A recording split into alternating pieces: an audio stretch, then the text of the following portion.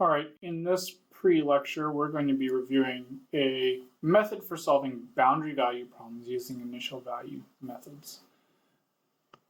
So just taking us back to the beginning of the course, we talked about the different types of ODEs that we could be solving. And one of them was the initial value problem, where we have some sort of progression as a function of time, where we know our current state and we use our current state to determine what our next state would be. So that's what we've been working on for the last couple of weeks, using methods like the Euler's method, implicit and explicit, the Runge-Kutta schemes, the Adams-Bashforth, and the Crank-Nicolson methods. And this solves one class of ODE, but the other class of ODEs is the boundary value problem, where in this case, we know information at the two boundaries, for instance. So one example that we discussed at the beginning of the class was the Blasius equation. So just as a reminder, the Blasius equation models the boundary layer above a no-slip boundary condition. We have this ODE, which in our case is a third-order ODE.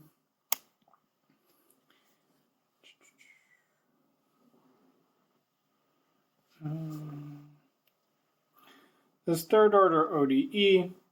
And we have information at the bottom of our domain at eta is equal to 0, and information at the top of our domain as eta goes to infinity. So it may not be obvious that this could be solved using our initial value problem techniques, because we would want to break this equation into 3 first-order ODEs, and we would certainly have 2 of our initial conditions. But we wouldn't have an initial condition for how would we want to start our f prime, which we would probably say is, okay, that's equal to h. What is that at eta is equal to 0? We don't know. So what the shooting method does is it says, well, okay, we don't know what the value for h at eta is equal to 0 is, but we know what we should be approaching at the end. And so what we're going to do is we're going to guess values for this initial condition, use our time marching schemes, and then see how we did at the end of our analysis. And if we overshot or undershot, we can adjust our guess and then fix this at the beginning. So let's talk about the shooting method in particular. So we can attempt to solve boundary value problems using initial value problem methods. The key is to get the right initial conditions in order to satisfy the boundary conditions. To do this, we try a variety of different initial conditions. So for instance, let's say we had something simple where we're going to say, okay, first off, we need a second order ODE, because if we have a first order ODE, we only need one initial condition, and that would be our boundary value.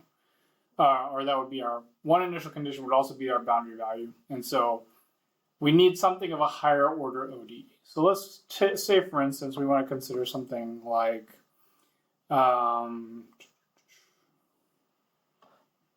let's say we have something like f double prime minus x, or f is equal to 0. Okay, where f is either a function of t, or maybe it will be a function of x.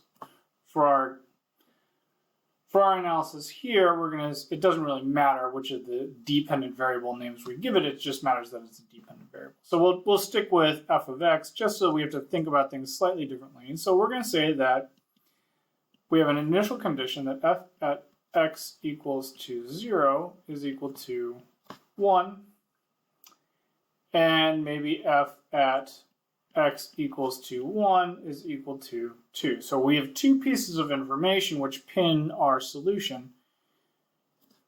This value at x is equal to 0, and a value over here at x equals to 1, a value of 2. And so we know our solution, which let's say our solution curve took the form something like this curve here. If we knew the analytic solution, then we could take that analytic solution, take the derivative at x equals to 0 and say, okay, well, you could alternatively use the same initial conditions. You could say, okay, well, we have our initial condition f at x equals to 0 is equal to 1, and f prime at x equals to 0 is equal to something. And if we have the correct value, we'll follow exactly that same analytic solution. So what we can do instead is we're going to start guessing some values. So maybe let's say we guess a value with a slope like this.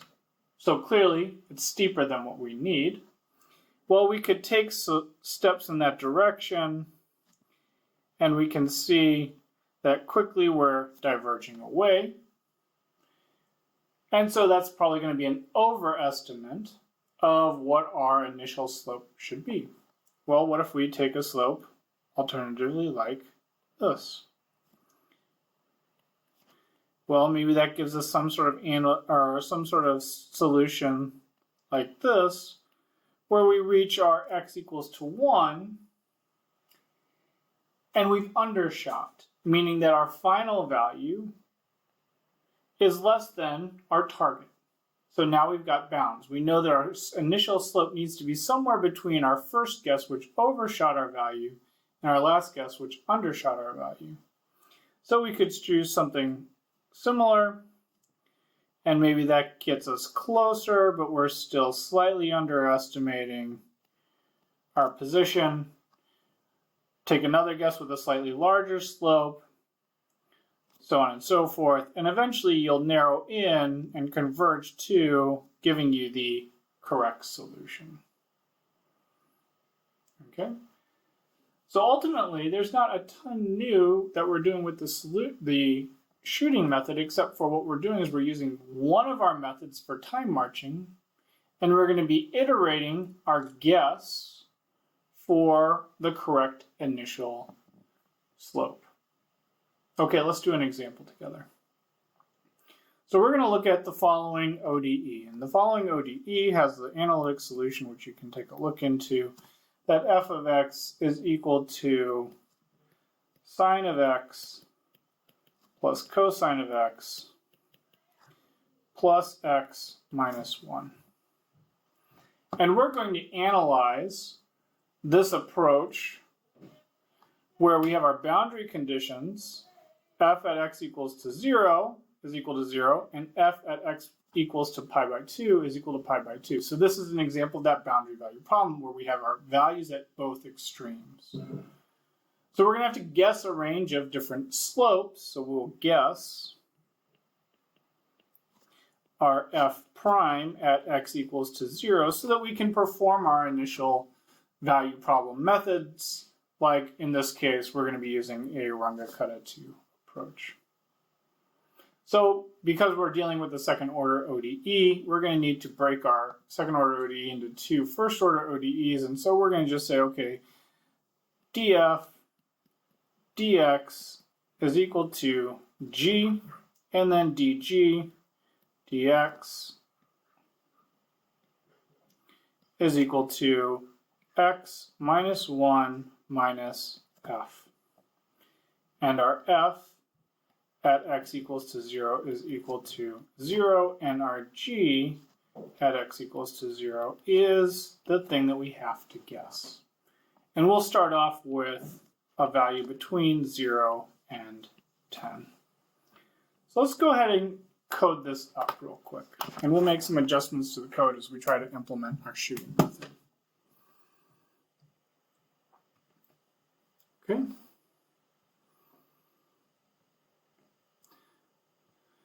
So the first thing we want to do is we want to write an RK2 code that simply solves our ODE, and we're going to just guess a value to begin with. So starting from scratch, start off with our clear, close all, CLC, and we're going to define our dependent variable properties. So we're going to have dx. We're going to simply set that value to 0.01. Our x value is going to run from 0 to dx to pi by 2. And then we're going to know the number of x values. In fact, maybe instead of dx is equal to 0.01, maybe we can define this as like pi by 200. Okay, and x then will be the length of x. Okay, so for now, let's just plot the analytic function, which is going to be that f is equal to sine of x plus cosine of x minus, or plus x minus 1, and we can just plot x versus f and hold on. Okay,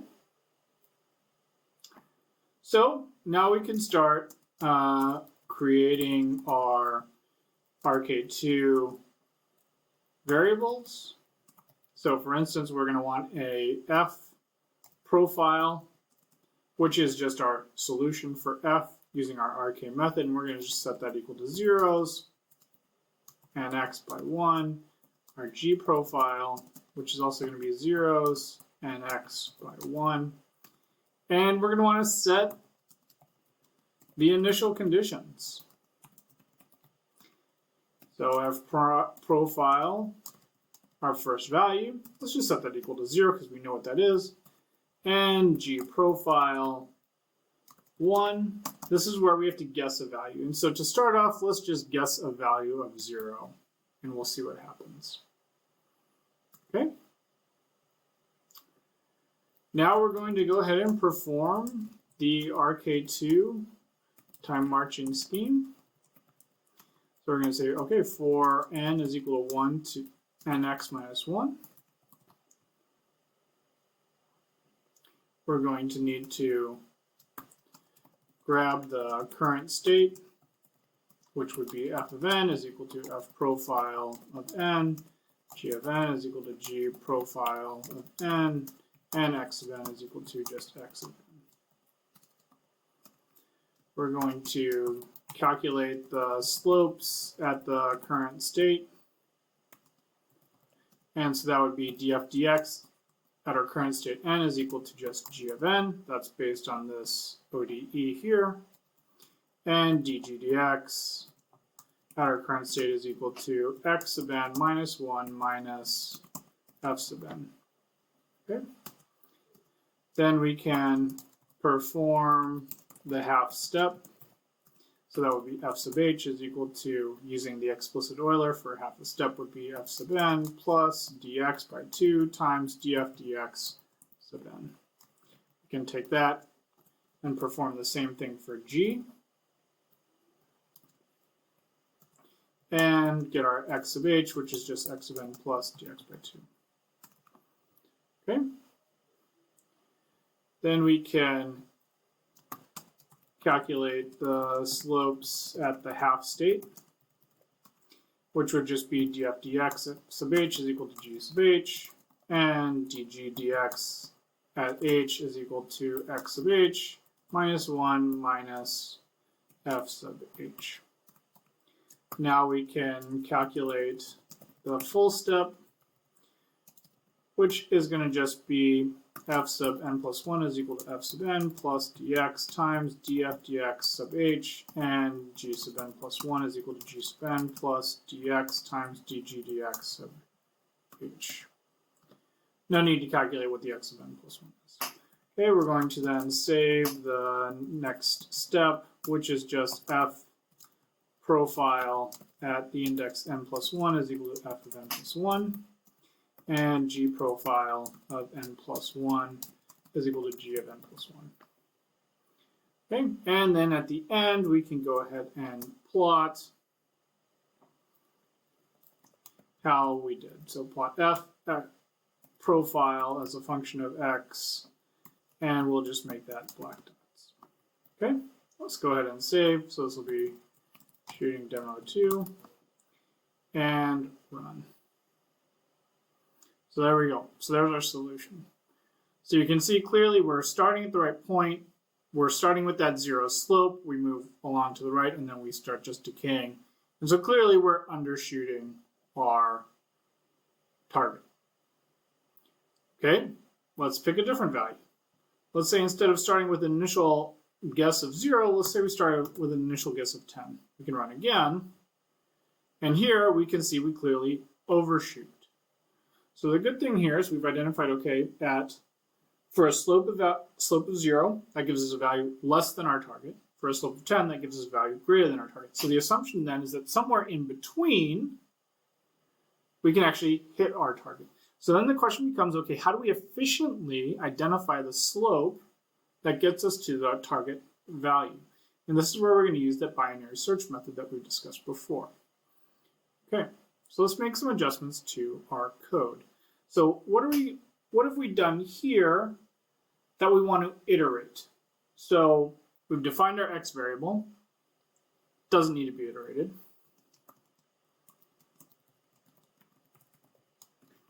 Okay, we plot our analytic function. Again, no need to iterate that. Now we're creating our RK2 variables. So this is something that we want to reset each time we run our code. We want to set everything back to its initial values, back to 0. Okay, so we do want to keep that. Set the initial conditions. The key thing here is that we want to make sure this should update for each iteration. So setting the profile values back to 0, no need to change that. Well, what about our RK2 steps? Really, nothing in here changes. The only thing that changes is we're changing that initial condition. Okay, and then we're plotting the profile. So now what we're going to do is we're going to make some modifications to the code so that we can perform our shooting method. So in addition to our dependent variable properties, let's go ahead and set some of our shooting method properties. So the first question is, how many times do we want to iterate? So we're going to say n iterations of 10. Okay. So now we have to set the bounds for our slope.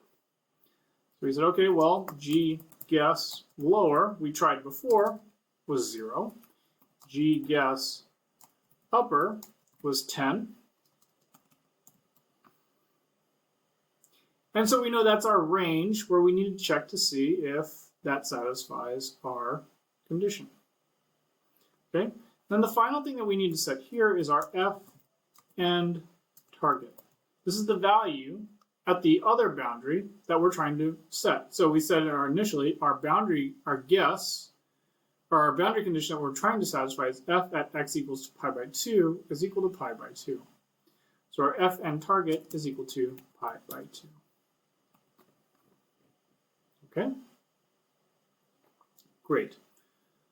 So then we're plotting our analytic solution, that's fine. And now we're going to go ahead and create our wrapper, our for loop that our RK2 scheme is going to be operated inside of. So for our iteration 1 through the number of iterations, we're going to take all of this, highlight it, and just hit tab so it moves over. And then at the end, we're going to hit end. So everything looks fine. We could run this, but what's going to happen is each time we run through our iterations, because we're not updating our guess for our G profile, we're going to get the same value. So we need to come up with a way to set this initial value. So let's calculate the initial slope guess using our binary search.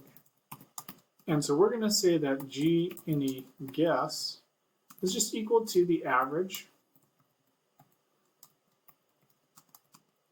of our upper and lower bounds. And now we're going to use this variable to set our initial condition. Okay.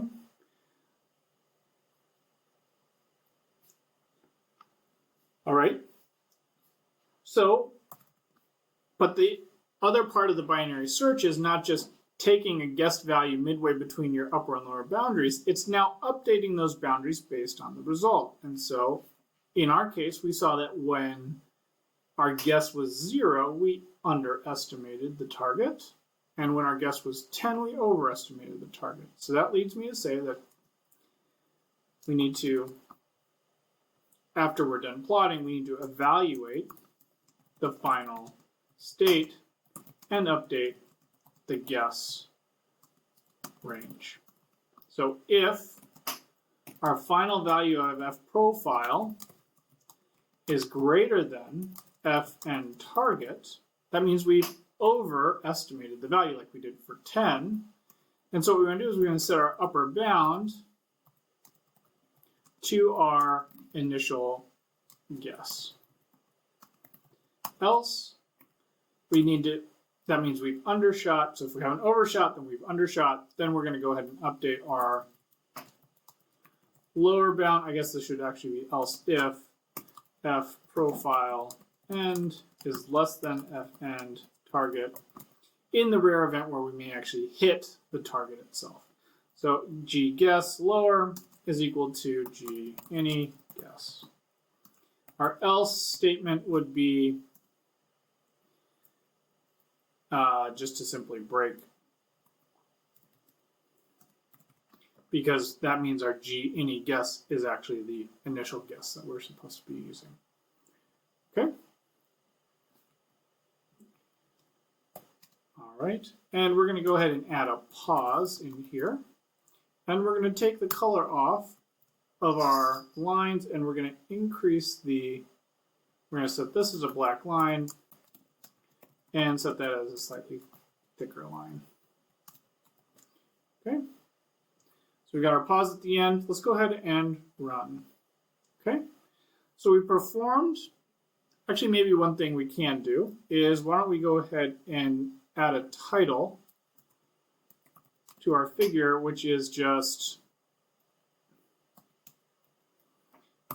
G0, or maybe it's probably easier to say df dx at x equals to 0 is equal to our g any guess value.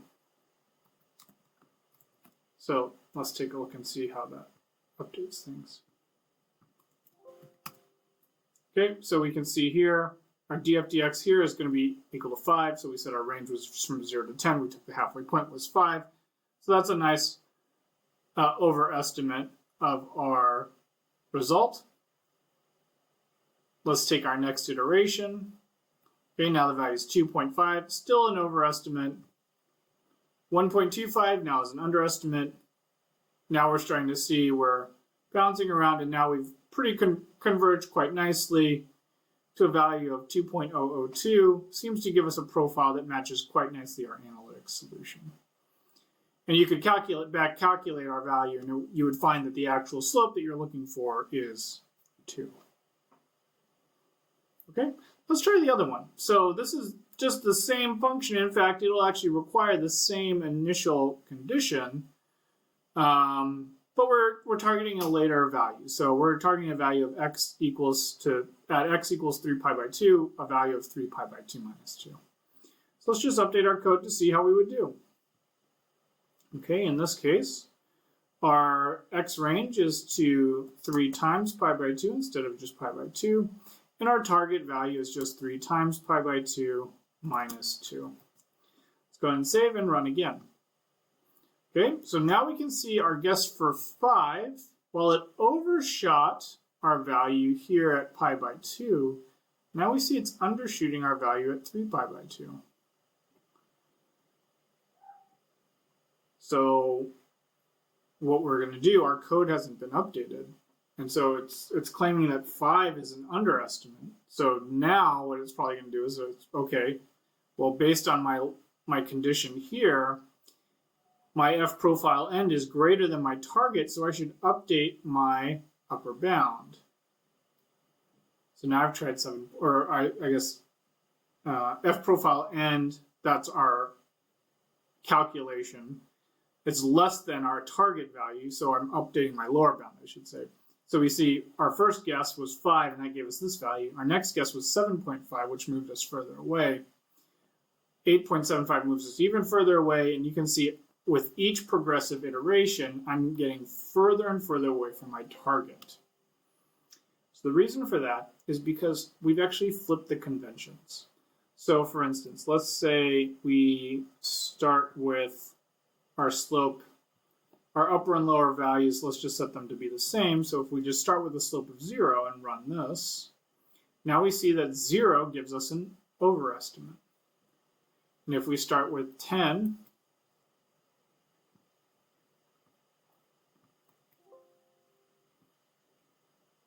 for our initial condition, we can see 10 gives us an underestimate. So now the convention has flipped. As we increase our slope value, it causes us to underestimate our solution. And as we decrease our slope value, it causes us to overestimate our solution.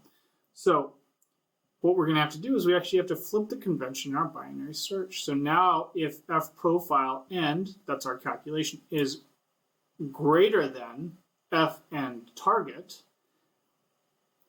that means our guess is actually too small. So that means we want to update not our upper bound, but our lower bound. And similarly, if our final value is less than our target, just like we're seeing here, that means our value for our initial slope is too big. So we want to update not our lower bound, but our upper bound. So let's go ahead and save that and run again. Okay, so we started at 10. Oh, we've got to update our range as well. So we're starting from 0 to 10. So that gives us our first value 5, next value 2.5, 1.25, and then again we're quickly converging to that value of 2, which gives us our nice analytic solution. Okay.